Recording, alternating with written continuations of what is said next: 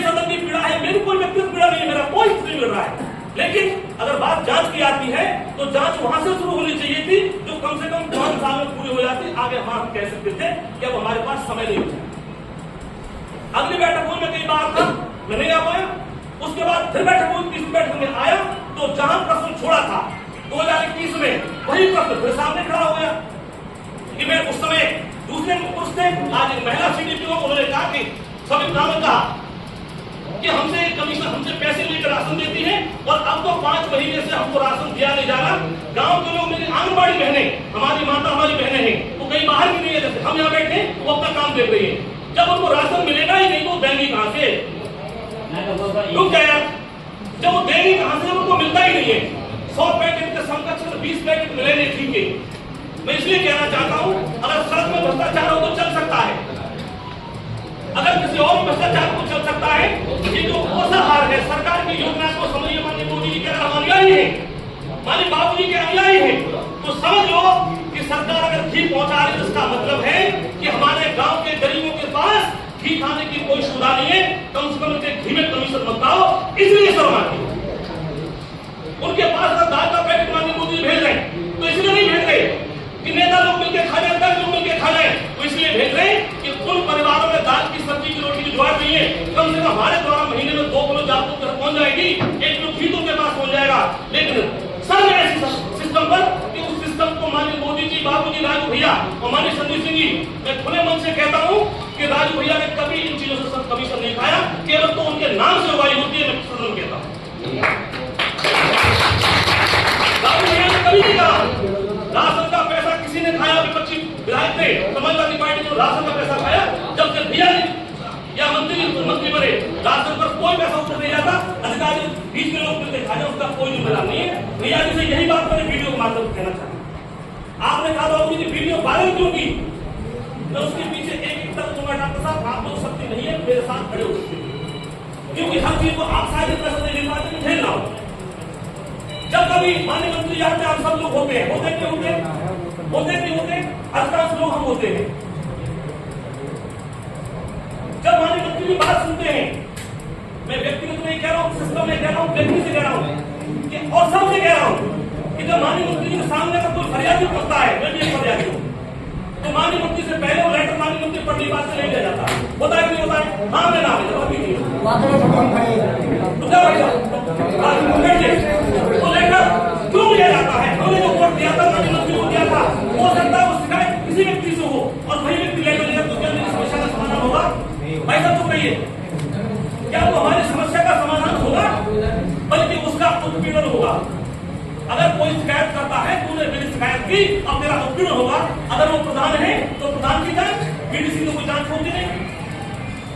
इसलिए मैं आज से कहता हूं, मुझे भैया जी के पास भेजने के लिए इतना सटीक भैया जी सुन नहीं पाते। बात भ्रष्टाचार से शुरू हुई और भ्रष्टाचार से पूरी नगर पालिका की जांच होगी।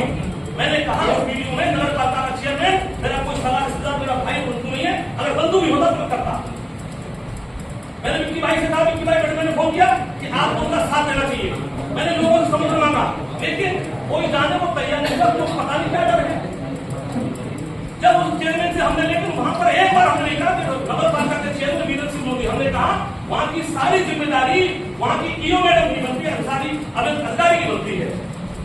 और बातों में बातें चली तो उस पालिका के चेयरमैन की जांच के लिए माननीय भैया जी आए। इस बात को महसूस किया कि लोगों को मेरी आवश्यकता है, तो मैं निश्चित सुनिश्चित रखूं कि वहां पर मेरी बात में कितना दम था। इस बात को स्वयं माननीय भैया जी ने आगे सिद्ध कर दिया कि उनकी मांग जायज थी। तेरे मांग उनकी स्वीकार हो गई, इसका मतलब मैं उसकी गलत मांग में शामिल नहीं था। आगे जो भी विषय हो गए कि मैंने वीडियो वायरल किया, मैंने वीडियो वायरल स्पेशल अपील नहीं किया, मैंने उन बातों में जोड़ा कि अगर भ्रष्टाचार की जांच हो, एक भ्रष्टाचार का व्यक्ति जेल के अंदर हो और दूसरा भ्रष्टाचार का सहयोगी अगर मेरी बगल में हो तो नहीं चलने देंगे। उसके लिए मैं आप सबसे क्षमा चाहता हूं, उसका विरोध मुझे भी करना चाहिए और आप सबको करना चाहिए। इसलिए वो वीडियो बनाने का मेरा मतलब नहीं था। जब ये चीजें आती हैं और आपने ही बात रोकना शुरू किया, हमने कई बार कोशिश की अपने पत्र की सीमा से दिए, लेकिन मानिए आपने ही रोक अपने हाथ में लिए और इसका मैं जीता जाता सबूत दूंगा। आपका मैं जिला पंचायत सदस्य हो सकता है, विकास ज्यादा न कर पाऊं, क्षमा चाहता हूं, क्योंकि विकास मेरे पास पैसा नहीं है, पैसा देगी सरकार उतना ही होगा।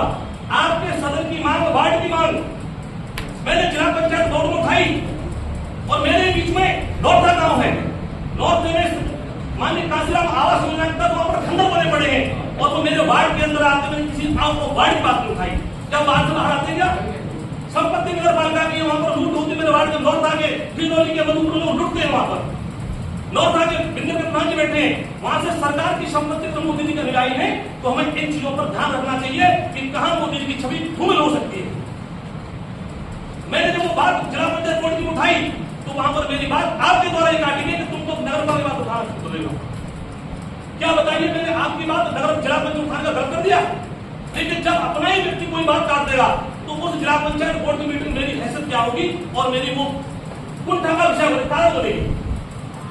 मैंने जो गरियावली की विषय उठाया काना गौशाला का, वो मैं जानता हूँ नगर पालिका की गौशाला है, उसमें सारी जिम्मेदारी नगर पालिका की है, लेकिन उसके समाधान होने से, गौशाला शुरू होने से उसका जो लाभ मिलेगा वो अतः नगर पालिका को ही नहीं मिलेगा, देहात क्षेत्र को ही मिलेगा, क्योंकि उसमें गाय संरक्षित करने का उद्देश्य है।